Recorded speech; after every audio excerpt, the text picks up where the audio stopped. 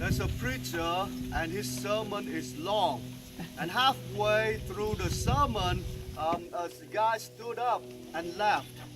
And 20 minutes later, he came back, but still the sermon's still going on. And after the service, the pastor shook the hand with that guy and asked, Joe, what's up with that? Why did you stood up and left the church? And Joe said, well, I have to have the haircut. The pastor said, why didn't you do it before the mass? And the guy, Joe said, because I didn't need it before the mass. I'll keep it short. It's too sunny on me, okay? Today we celebrate the saints, all the saints, our ancestors, not all the great saints we canonize in the church, St. Francis, Mother Teresa, John Paul II, but also our ancestors, our brothers and sisters, who our grandparents, great grandparents, because of their love for God, that sometimes the church did not have records to canonize them yet. So that's why we come. That's why we know that the end, death is not the end for the Catholic Church. It is a new beginning for us. Now, just like the baby in the womb, that they do not know the outside world, how beautiful, how free, how great the outside world is. The same way we are the babies in the womb. We do not know yet.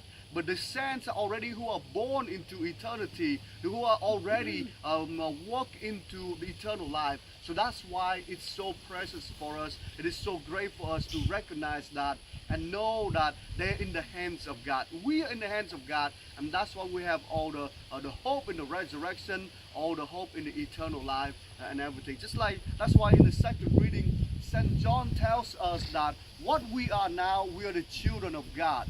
But we will be, we do not know yet. We will be like him in every way because we're going to see him face to face. And that is the great good news for all of us to rejoice today.